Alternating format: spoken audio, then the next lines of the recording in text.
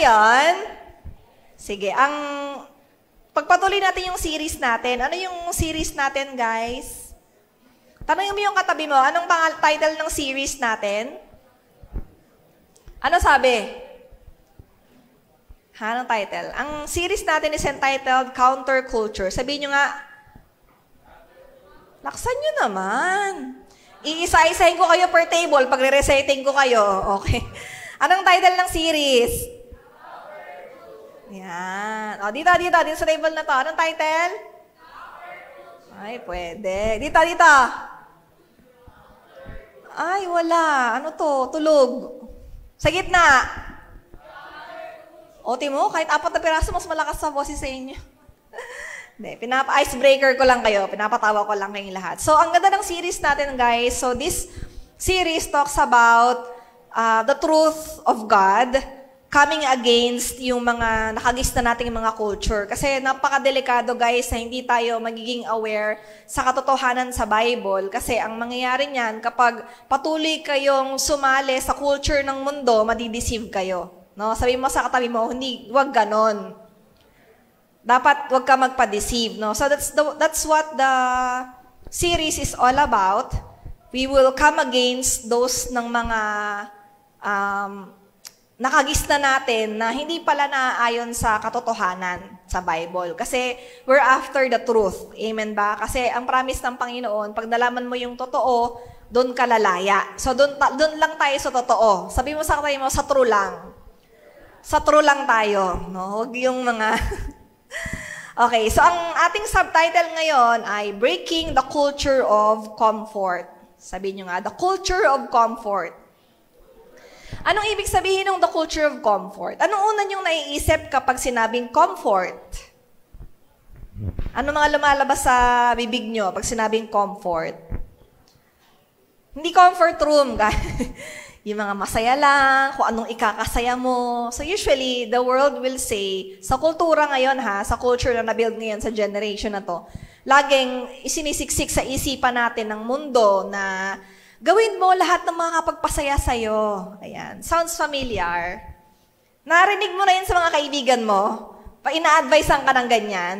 Sabi sa'yo, gawin mo lang. Basta masaya ka, okay lang yan.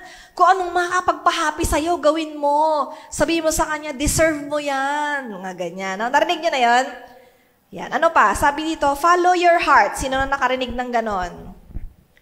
Kung anong ikakagaan ng kalooban mo, follow your heart. Ano pa? As long as it feels good, it's okay. Sabi doon, basta malalaman mo na tama yung decision mo kapag okay yung nararamdaman mo. If it feels good. Ayan. So the world will always tell you na kung ano yung mas okay, kung ano yung convenient para sa'yo, kung ano yung komportable para sa'yo, doon tayo. No? Pero gusto niyo bang malaman kung anong sinasabi ng Bible tungkol dito? Gusto niyo malaman? Talaga? Padinig nga, gusto niyo malaman kung anong tungkol ang sinasabi ng Bible tungkol dito sa comfort? Naiksi lang. Dito lang yata may gusto sa kabila. Kain kasi kayo ng kain. Papatanggal ko na nga yung mga pagkain dyan. Okay. Sabi dito, alam mo ang katotohanan, guys, napaka-delikado kasi ng comfort. Kapag nandun ka kasi sa comfort zone mo, it can actually become an enemy to your calling. No? Pwede yung comfortability na meron ka ngayon ay pwedeng makahadlang dun sa purpose na inilagay sa'yo ng Panginoon. Because the truth is, ito yung totoo, guys, this is what the Bible say. We are not called to be comfortable. That's the truth. Ang pagkatawag sa'yo ay hindi maging komportable sa mundong ito. But, what's your calling? We are called to be crucified. Sabihin nyo nga, crucified.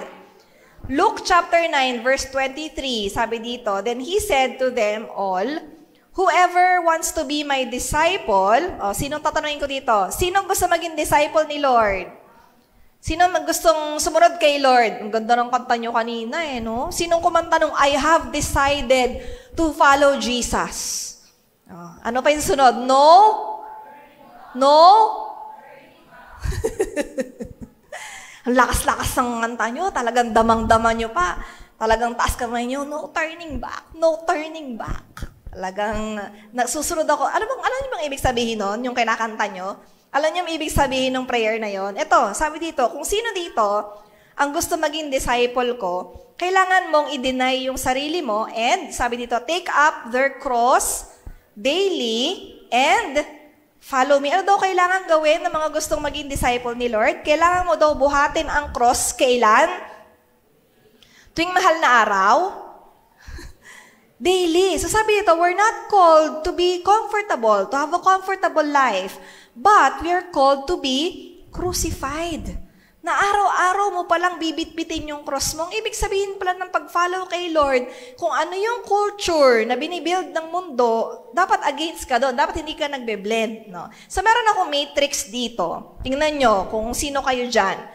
I-compare natin yung isang Christian na convenience lang sa kanya or comfortability lang yung habol niya versus yung totoong nagpa-follow kay Lord. No? Hindi ko alam kung ginawa nilang table tong isinulat ko dito sa aking outline. Pero may dalawang comparison. So tingnan nyo kung sino kayo dyan. Doon ba kayo sa convenience o doon ba kayo sa totoong follower ni Lord? No? So sa unang part, anong mga sinasabi kapag ang Christian ay convenient? Ano lang ba yung mga hashtag ng buhay niya? So kapag convenience Christians, ang ibig sabihin nito ay sumusunod ka lang kapag madali. No, yan yon. Pagka convenient lang. Convenient lang kasi sa'yo eh. Tapos, usually, itong mga Christians na to, tinatanong nila, anong makukuha ko dyan? O pag wala na siyang nakukuha, di na convenient para sa kanya yon. No, yun yung convenient Christian. Ano pa? Prioritizes comfort. Kung ano lang yung mas komportable sa'yo, yun lang yung gagawin mo. Di ba? Marami nga sa generation na to eh. Alam nyo, sabi dun sa isang pag-aaral sa workplace, ang mga Gen Z daw ngayon ay markado na sa workplace. Kasi ang mga Gen Z daw, sila yung ang bilis umayaw sa trabaho. Sila daw yung, eto sa bali sa pag-aaral sila daw yung may mga poor ethics. Kasi daw, poor work ethics hindi ethics na poor work na habits. Sila daw yung, bakit? Ang mga Gen Z kasi, hindi mo papapagalitan. Ang mga Gen Z daw, kapag pinagalitan mo sila, laging sasama ang loob nila. Sabi mo nga sa kayo mo, totoo ba yun? Ganon ka ba sa workplace? Pag pinagsabihan ka, mali yung trabaho mo, magtatampo ka. Ayoko na, gusto ko na mag-resign. Ganon ba kayo? Ganon kasi sa sabi sa pag-aaral, yung mga simula pandemic, yan yung kanilang napatunayan sa isang pag-aaral. Ganon na daw ang workforce ngayon. Pag mga Gen Z, ganon na. So tuloy, yung workforce, sila na yung nag-a-adjust. O pag magbibigay kayo ng feedback sa mga ganyan generation, dapat hindi yung kagaya noon na kahit ano pwedeng sabihin mo. Ngayon, medyo dahan-dahan. Kailangan alamin mo kung bakit sila pinapagalitan. Ang dali rin silang sumuko. Kunwari, hindi nila nagustuhan yung trabaho. Ayaw na nila. Kasi hindi na yun komportable sa kanila. Hahanap na sila ng ibang trabaho. Usually, ang mga Gen Z daw ngayon ay pinakamatagal na nila sa isang kumpanya ay 2 taon. Pag naka 2 taon na daw sila sa isang kumpanya, aalis na sila. Sabihin, hindi, papa-regular lang ako. Pa 2 years na. Tapos lilipat na sila. No? Kasi ayaw na nila eh. Ayaw nila sa ganun. Alam nyo ba, yung mga dating generation, yung mga boomer, nagagalit sila pag palipat-lipat ang trabaho, yung mga magulang natin. Pag kayo magpapaalam, magre-resign sa magulang nyo, pinapagalitan kayo. Lipat ka na, lipat! Ayaw mo nung pumirme sa trabaho mo. Kasi ganun sila ng mga boomer eh. Talagang hardworking. Ngayon, ang generation ngayon sa workforce, sa workplace, ay ganun. 1, 2 taon, tas lilipat na. Kasi yun ang madali eh. Pag nahihirapan na sila, pag paakyat na sila ng ladder, mahirap na yung trabaho, ayaw na nila. Oh, relate ba kayo? Sabi mo sa tayo mo, ikaw ba yun? No. Gusto lang lagi, komportabling buhay. Ayan. No, ano pa? Pagdating naman sa konteksto ng church, ito naman yung mga Christian na kapag free lang yung schedule nila, saka lang sila mag-church. No, kapag, ko ngayon may gagawin kami ng 4 p.m. May bibilihin kami sa SM. Ayan. Mga ganan. Kung ano lang yung libre sa schedule. O kaya, nagpe-pray lang yung mga yan kapag may pinagdadaanan. Komportable lang eh. Pagka may sakit yan, grabe, nagpe-pray yan. Kapag nag-break sila ng boyfriend, girlfriend nila, nasa church yan. Ba't biglang umattend yan? Nag-break kasi sila, te. Kaya pala nasa church, may something, may convenience. Diba? At aminin naman natin sa hindi, yan talaga yung culture ngayon. At yan yung ibe-break natin kasi hindi yan yung pagkatawag sa'yo. Tama ba? Ano pa? They give or serve only when they have extra time or energy. Kapag lang, convenient lang sa kanila. Nakuha natin, guys? Pakisabi sa katabi, pero hindi ikaw yan. Okay, ano tayo? Tayo ay tinawag na mga follower ni Lord. So pag sinabing true follower, ano naman ang karakteristik? Hindi nila ginawang table. Mali sila. Pinasa ko kasi yan, table form. Kasi nga, gusto ko may comparison. Eto naman mga to, kokopyahin na lang, hindi pa kinawa. Pakikat na lang, naka-record kasi ako ngayon eh. Pakikat nyo na lang. Kaya ako nga ginawang table, ibig sabihin, nun ko siya gustong i-present. Okay, so sa kabila tayo, sa kabilang banda, so imagine nyo na lang, table form siya. Imagine nyo na lang, yung convenient Christian nasa kaliwa. So ano ngayon ang ating goal? Ang goal natin ay maging totoong follower ni Lord. Ano ba ang totoong follower ni Lord? Anong karakteristik niya? Sabi dito, kapag totoong follower ka ni Lord, malalaman mo if you follow kahit na mahirap. Ibig sabihin, may sense of sacrifice tong tao na to. Follower siya ni Lord kahit ang hirap na. Mahirap sa kanyang sitwasyon, nahihirapan na yung damdamin niya, nahihirapan na siya sa paligid niya kasi yung mga magulang niya, pinipigilan siya. Pero kahit mahirap, alam mo yon, yung na-anxiety siya, ayaw niya sa tao, pero kahit hirap na siya, nag-show up siya. Kasi totoong follower siya ni Lord eh. Amen ba? Kasi yan yung generation ngayon eh, sasabihin ng sa utak mo, huwag ka nang sumimba, pakalayo-layo ka muna. Diyan ka muna, mag-isa ka. Yan ang binubulong-bulong sa'yo eh. Diba? Pero kahit mahirap, pipiliin mo pa rin na mag-show up. Diba? Okay, ano pa? Ang totoong follower ni Lord, diba kanina, ang sabi natin, yung convenient Christian, they always ask, anong makukuha ko dito? Diba ganon? Versus, yung totoong follower ni Lord, siya naman, always ask, who does, sabihin ko, what does God want? Ano ba ang gusto ni Lord? Kanina, sabi, ano ba makukuha ko dyan? Pag totoong follower ka, ang tanong mo hindi ganon. Ang tanong mo, ano ang gusto ni Lord na gawin ko? Amen? Hindi yung kung ano makukuha mo. Yun yung convenience eh. Ano makukuha ko dyan? Boring naman ang preacher dyan eh. Nakukuha ko lang dyan, kumakain kami ng nachos at saka nagkakape lang kami. Wala akong masyado makuha. Laging ganon, yung laging mong iniisip pag convenient, kung ano lang yung mabibigay sa'yo. No? Pero kung wala ka nang nakukuha, ganda nga nung illustration doon sa sa pagkamatay ni Jesus sa cross, no? Meron doon si Joseph of Arimathea.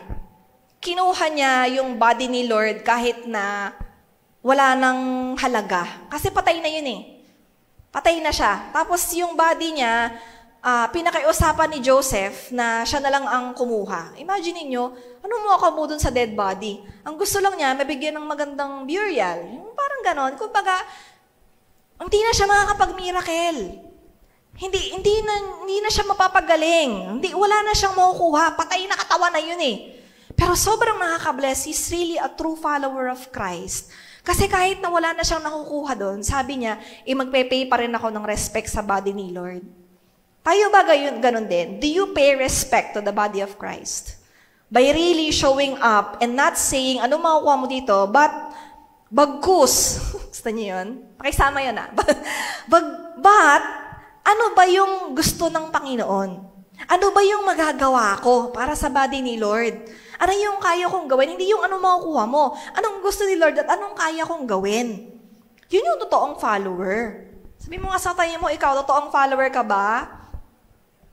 Another follower is, He prioritizes obedience. No? So may dalawang example ako sa Bible na binigyan niya ng importance kung ano ba yung ibig sabihin ng convenient Christian na story at ano ba yung nasusulat na totoong follower ni Lord. So in the Bible, in Matthew chapter 19, alam niyo siguro yung kwento na to, there was a rich young ruler na tinatanong si Jesus, Teacher, what good thing must I do to get eternal life? So gusto niya talagang ma-save. Parang sabi niya, ano gagawin ko para mapunta ako sa langit, para magkaroon ako ng eternal life?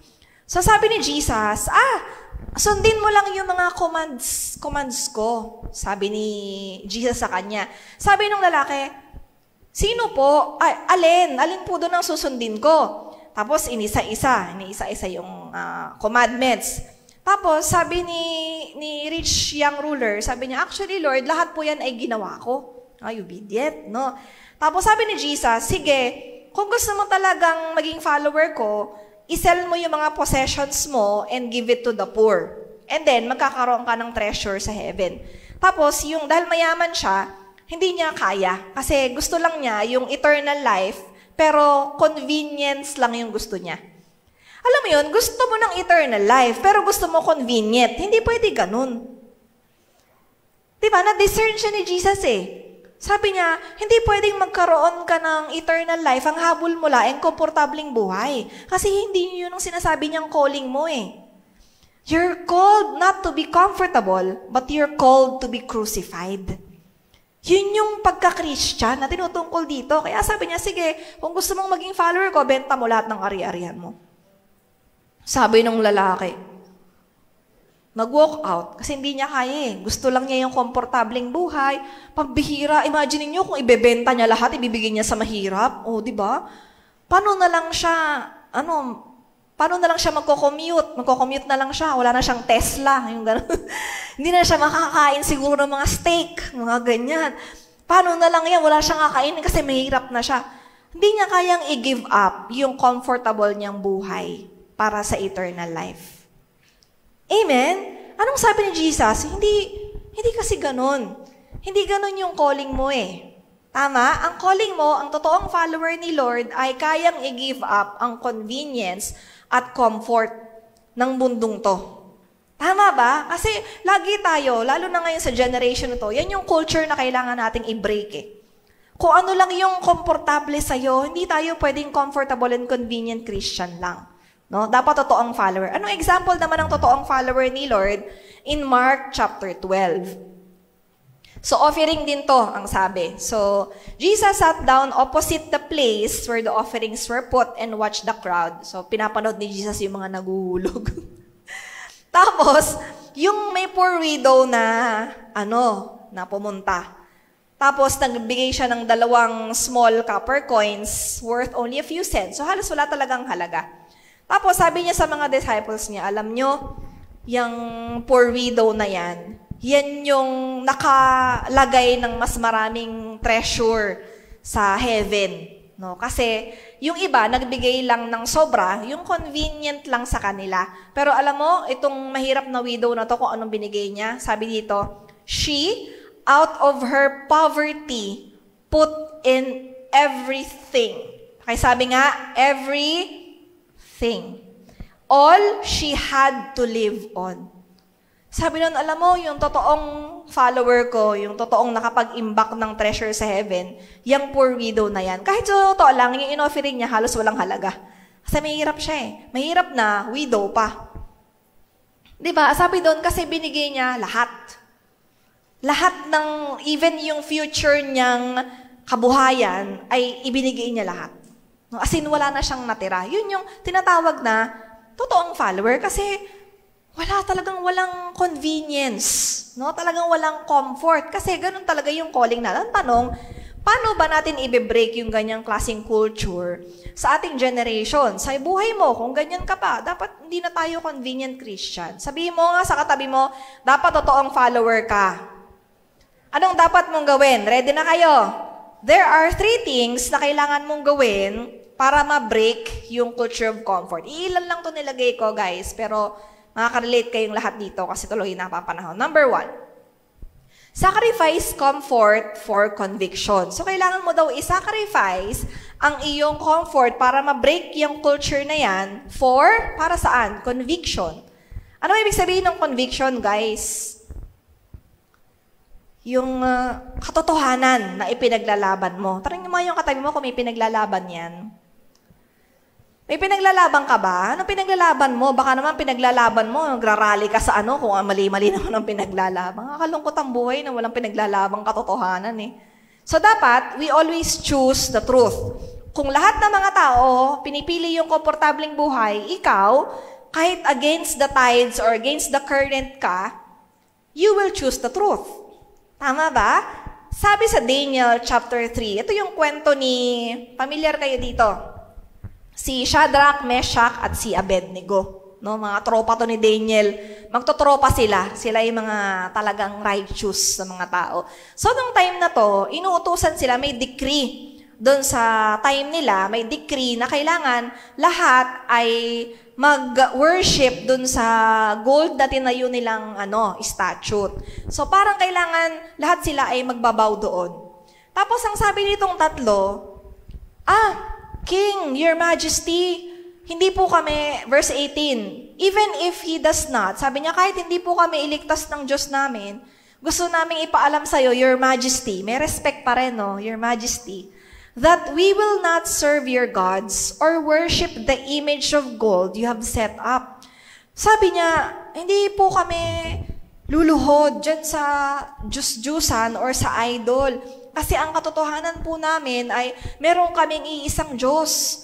Ito po yung sinasamba namin Diyos. At kahit po hindi kami iligtas, grabe yung pagka-follower nito. Grabe yung pagiging disciple. Sabi niya, kahit hindi niya po kami iligtas, hindi po kami luluhod. Grabe yung paninindigan. Grabe yung pag-break nila ng comfort nila. Kasi ito yung conviction nila. Yan. Tanong ko sa iyo, anong conviction mo? Anong pinaglalaban mo? Pag sinabi lang ng mga kaibigan mo, ikaw, napaka-KJ mo. Hindi mo na ako a-attend. Bibigay muna ako ng time sa mga friends ko kasi nagtatampo na sila sa akin.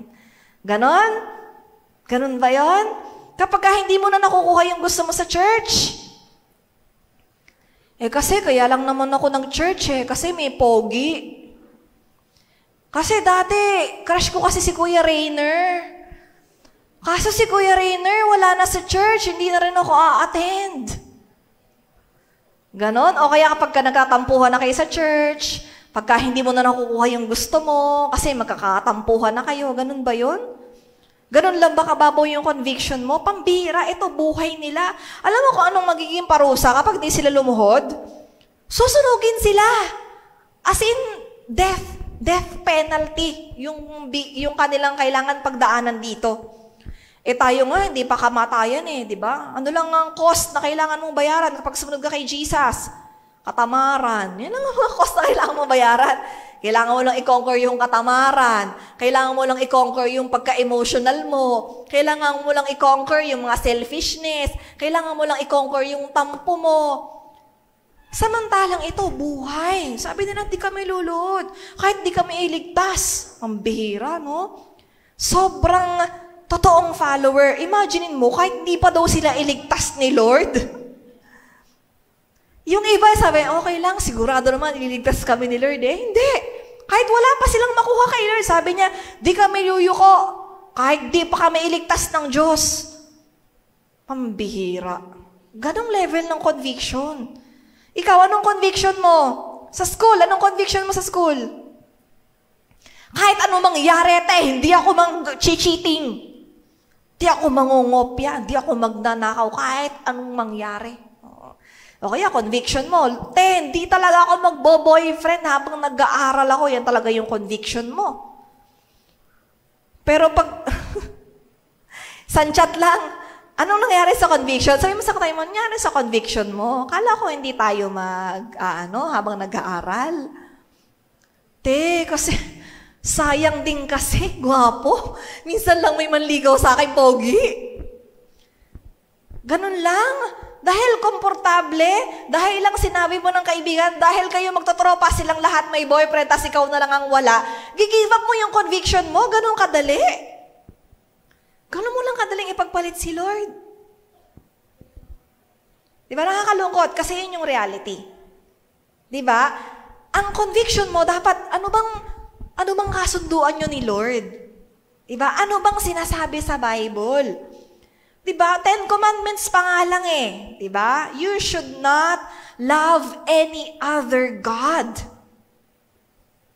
Pero ano tayo? Pag mapatapat lang sa K-drama, puyat, hindi nagising. Bakit? Nag-K-drama, maghapon. Nag-TikTok, maghapon. Hindi na nakapag-devotion. Ganun lang kadali. Ganun lang baka babaw yung commitment at conviction natin. Samantalang ito, si Shadrach, Meshach, at saka sa Abednego, buhay nila, pambihira. To make the long story short, guys, silang tatlo ay susunugin. Talagang wala ka, sunugin nyo na yan. Tapos itatapo na sila dapat na ganun. Pagkatapong ganun, so sobrang tinaasan pa yung init, ha? In fact, yung may hawak sa kanila na nagtapon sa kanila dun sa fiery furnace na yun, ay halos basunog-sunog din. Ganun kalakas yung apoy. Tapos, paghagi sa kanilang ganun. Alam nyo naman yung ending, di ba, ng storya? Di sila nasunog. Tapos may pang-apat na lalaking lumalabas. Niligtas sila ni Lord, to make the long story short. No, but these three are not after salvation. They're not after na isa-save sila ni Lord. Pero yun talaga yung conviction nila. Mahal namin si Lord. Hindi ka mayuyuko sa kahit sinong Diyos. Ito yung pananampalataya namin. Kahit anong mangyari, hindi kami titiklop. Tingnan mo yung katabi mo. Ganun ba yan? Lalo na pag lalaki ka, dapat matibay ang ang conviction mo, ha? Hindi yung konting convenience at saka inconvenience at discomfort lang, ayaw mo na. Diba? Iyoko na mo nang umatente. Kasi ganito, kasi ganyan. Amen ba, guys? So that's how we break the culture of comfort. Kailangan mo siyang i-overcome at dapat sigurado ka ano ba yung conviction mo. Saan makikita yung conviction? Yung mga katotohanang nababasa mo sa Bible. Yun yung conviction mo. Hindi ka pwedeng bumali ng mga katotohanan doon kasi yun yung truth. Diba? So, dapat nababasa mo yun sa Bible. Ano ba yung katotohanang sinasabi sa Bible? Ano ba yung commitment mo kay Lord? Panindigan mo. Sabi mo sa katiwa, panindigan mo. Yung conviction, hindi basta mabilis lang sumuko. No? Huwag ganun. Okay, number 2. Second thing, paano ba natin mabibreak yung culture of comfort? Sacrifice the world's approval for holiness. Ito pa, isa. Ito, ang culture natin ngayon, guys. People are always after the approval of many. Sino dito may social media? Taas ang kamay. May Facebook. Sino may Facebook? Yan. Instagram. Sino may IG? Meron din kayo. TikTok. Meron din kayo? Anong pinapost nyo doon sa social media nyo? Pictures ng kinakain nyo araw-araw, pinapost. Life goals, mga ganyan. Nagpo-post kayo naman kinakain nyo araw-araw? O yung mga pinupuntahan nyo magaganda, ganun. Nagpo-post kayo. Mga mukha nyo. Sino nagpo-post ng selfie? Huwag ko lang makikita yung mga lalaki yung tumaas ang kamay din. Pinapost nyo selfie nyo, yung woke up like this, tapos pag ganun po yung mata. Careful, wag ko lang makikita sa IG yun. Nagpo-post kayo? Ba't kayo nagpo-post? Na-happy kayo? Saan kayo na-happy? Kasi nakita ng mundo yung selfie nyo? Na-happy kayo? Pag maraming like, natutuwa kayo? Lalo na pag nirepost pa ng crush mo, no? Yung, nirepost.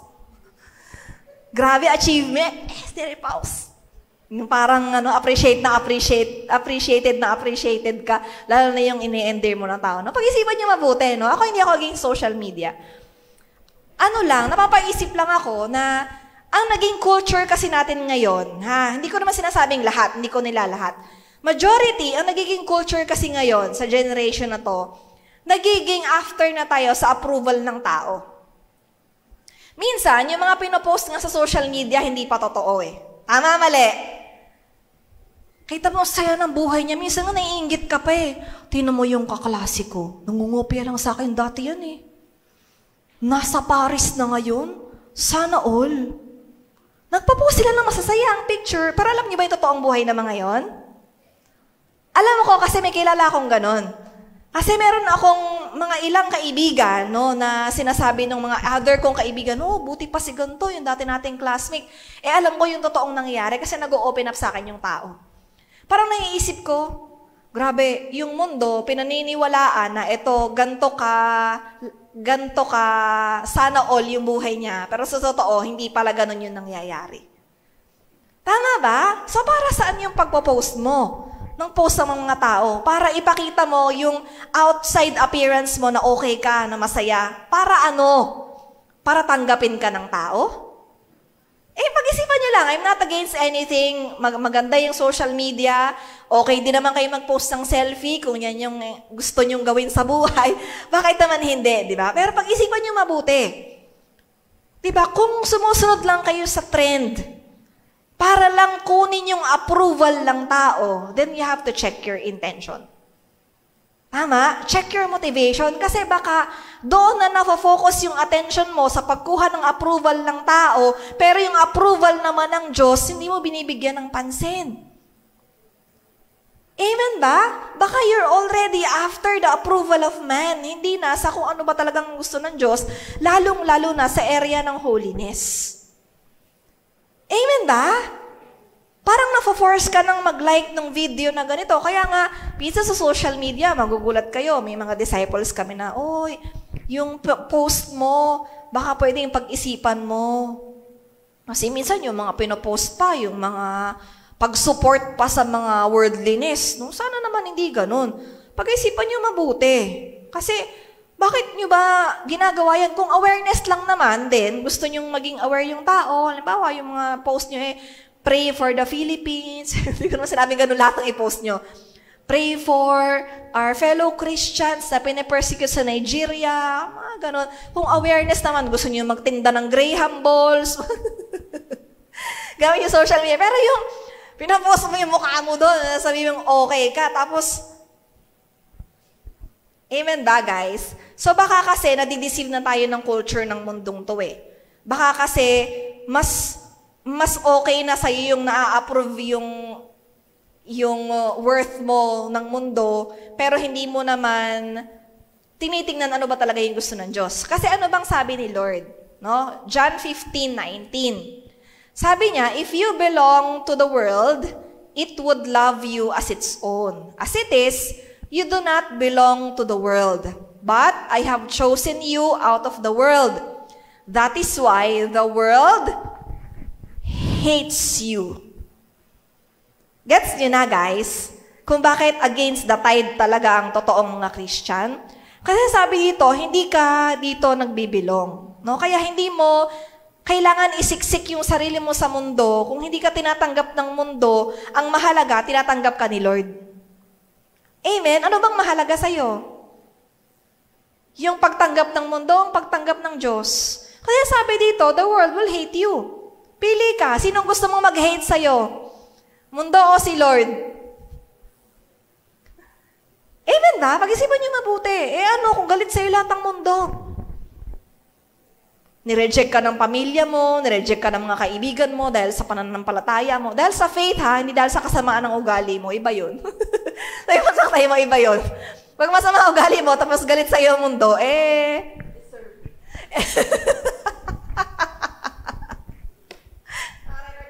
pakiputol nyo na lang.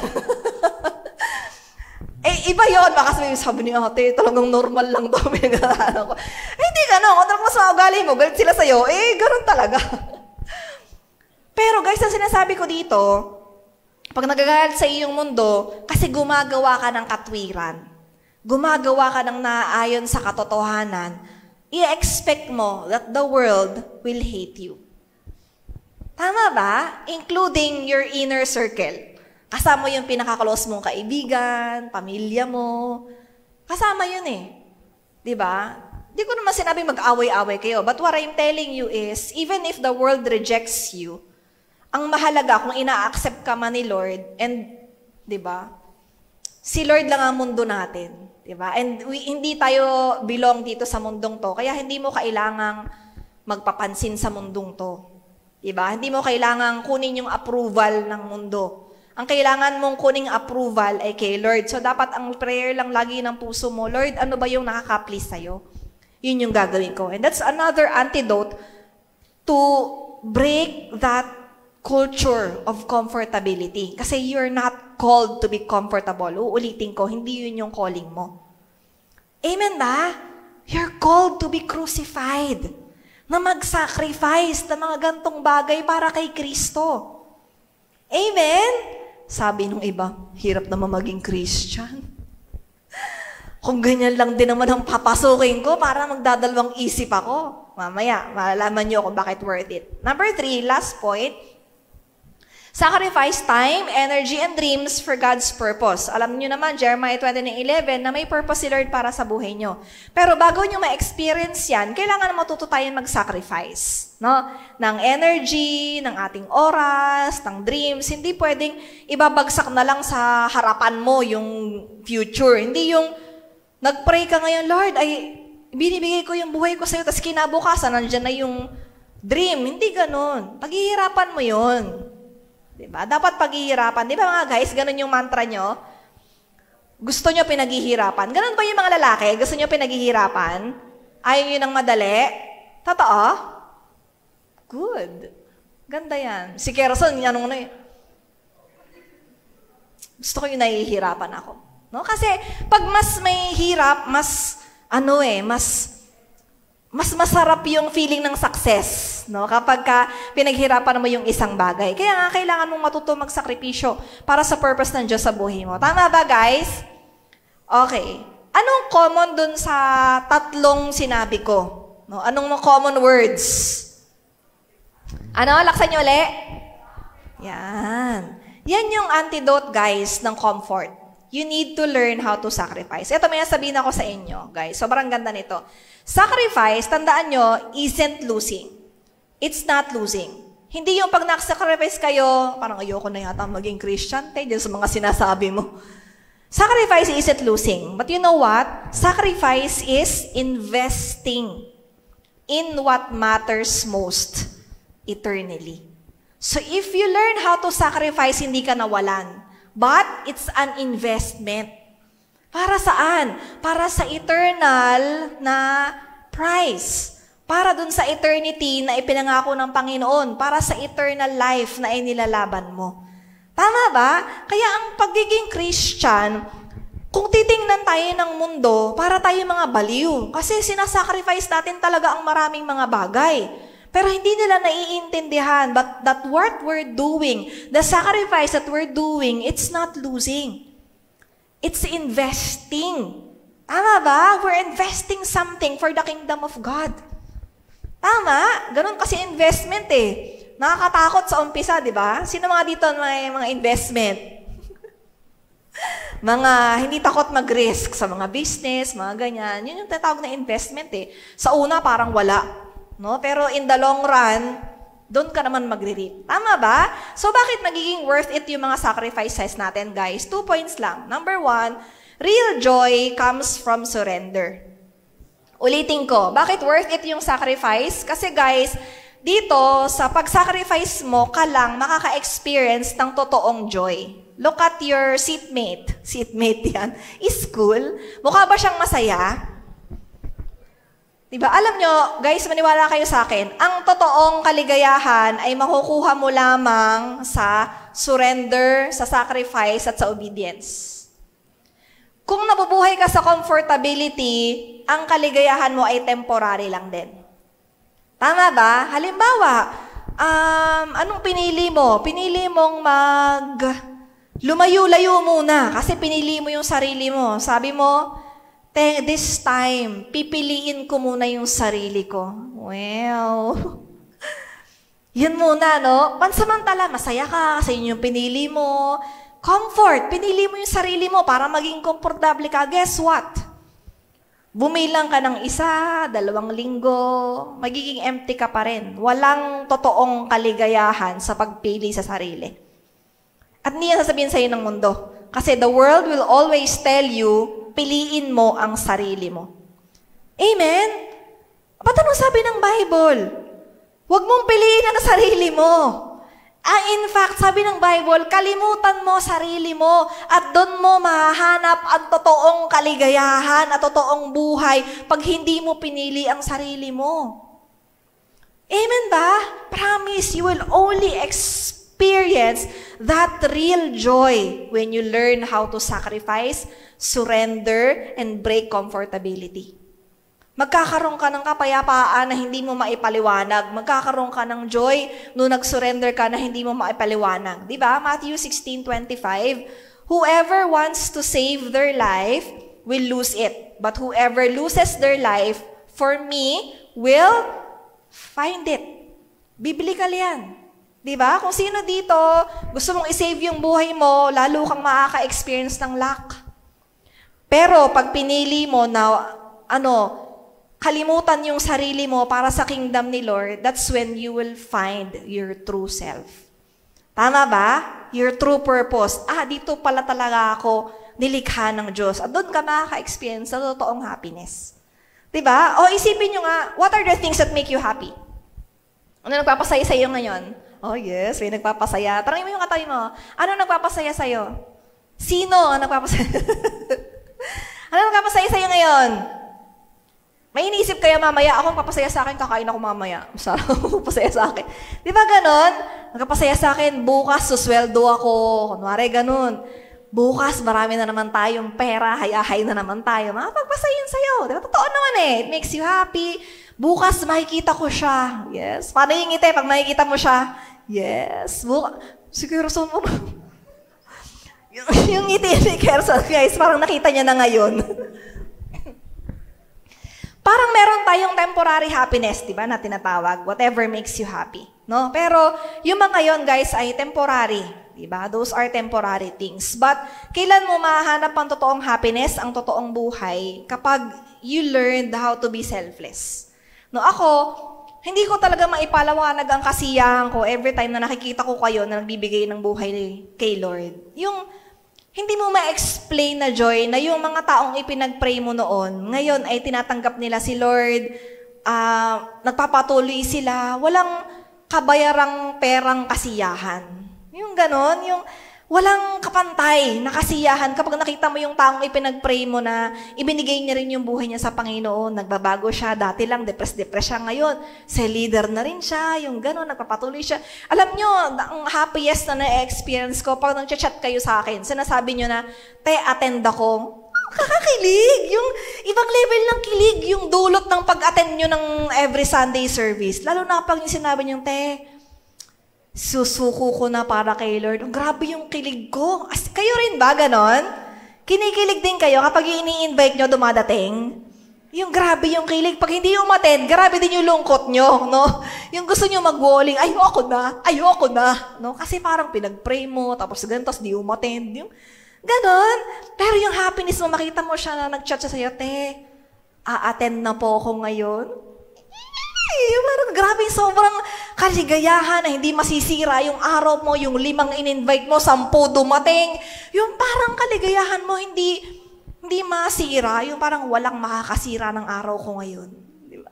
Napakasaya ko kasi yung 5 in-invite ko, nag-invite pa ng 5, 10 silang dumating, napakasaya mo, tapos nagataas sila ng kamay, kumakanta sila ng I have decided to follow Jesus.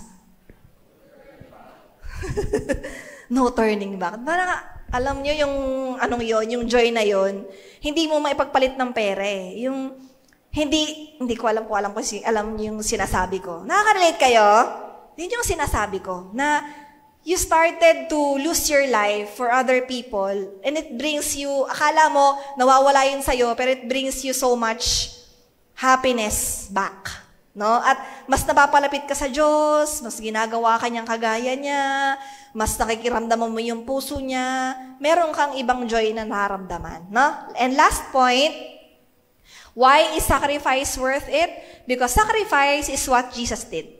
No, yan kasi yung ginawa ni Lord. 1 Peter 4:13 says, instead, be very glad for these trials make you partners with Christ in His suffering, so that you will have the wonderful joy of seeing His glory when it is revealed to all the world. Kasi guys, sabi dito, magiging kasalo daw tayo ng suffering na ginawa ni Jesus. No?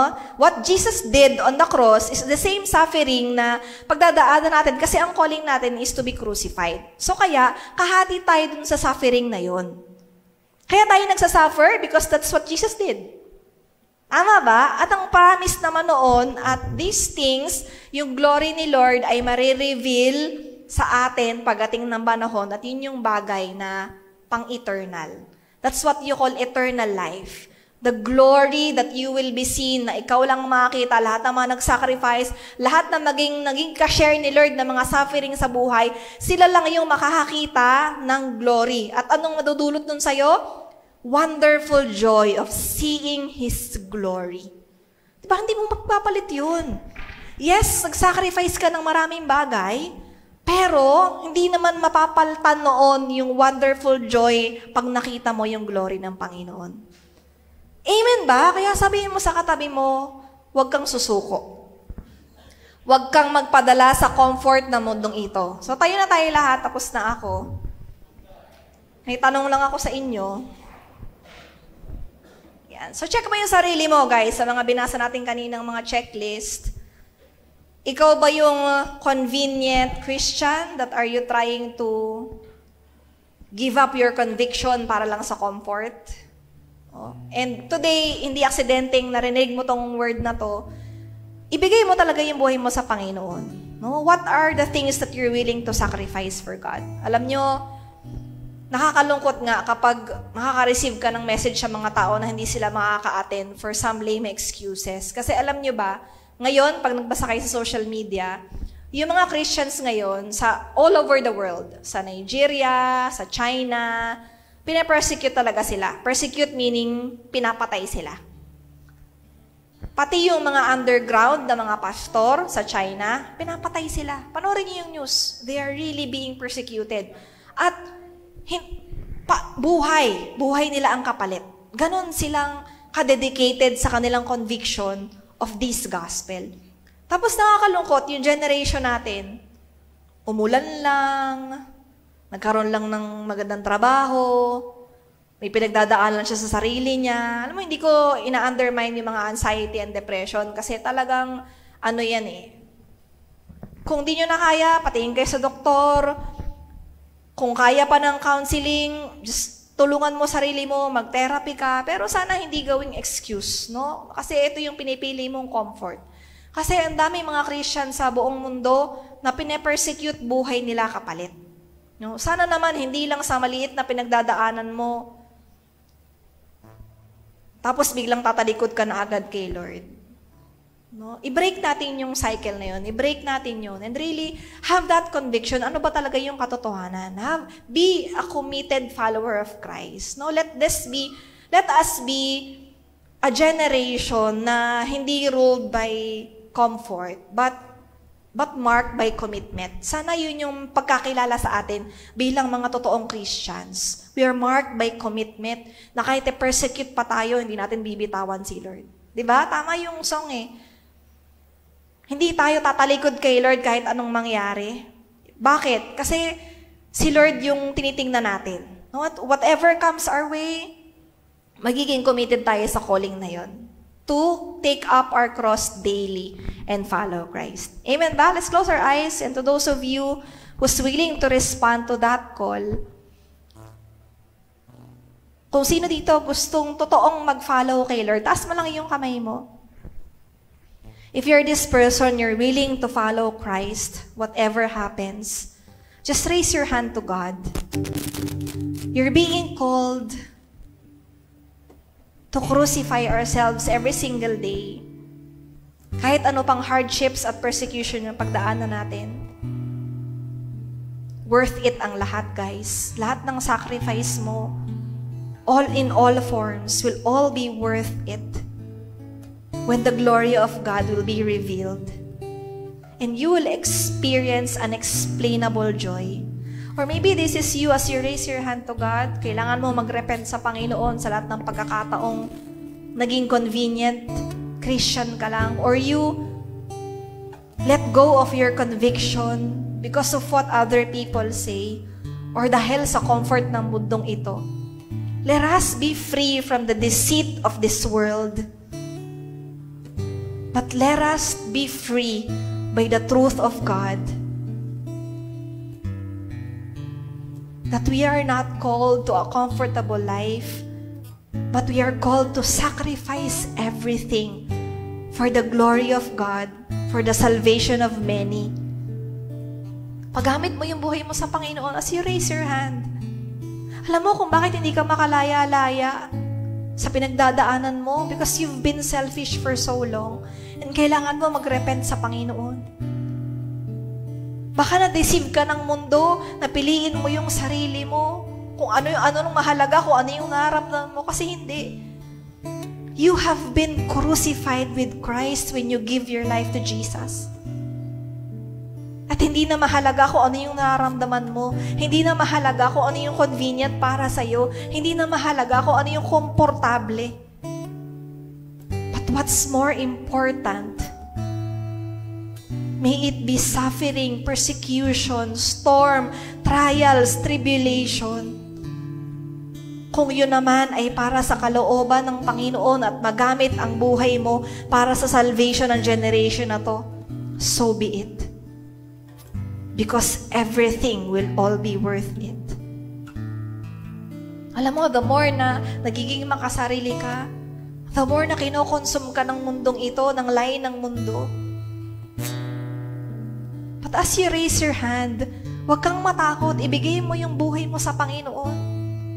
Kasi hindi ka niya iiwan sa lahat ng mga troubles at hardships. And everything will be worth it. Magugulat ka, as you surrender your life to God, you will experience that unexplainable joy. Na makakalimutan mo na yung sarili mong pinagdadaanan. Kasi binigyan ka ni Lord ng everlasting peace, yung unexplainable joy sa puso mo. Dahil pinagamit mo yung buhay mo sa Kanya. As He promised, whoever loses his life will find it. Sige, surrender mo yung buhay mo sa Panginoon habang nakataas ang kamay mo. Let me pray for you. Lord, nagpapasalamat po kami sa buhay ng mga anak mo na nag-surrender ng buhay sa iyo ngayon. Lord, patuloy mo kaming tulungan na isurrender ang buhay namin sa iyo. Lord, na hindi lang namin isipin yung approval ng tao. Hindi lang po kami magdepende sa approval ng mundong ito. Hindi kami magdepende sa kung anong sinasabi ng mundo, yung deceit ng mundo. But lagi lang naming isipin, Lord God, yung kalooban mo, yung ikaka-please ng puso mo, Panginoon. And Lord, let us surrender our lives to you. Let this generation be marked by commitment. Lord, let everyone raising their hand be your true follower, O God. And I pray that everybody who raises their hand, that you give them unexplainable joy. Lord, embrace them.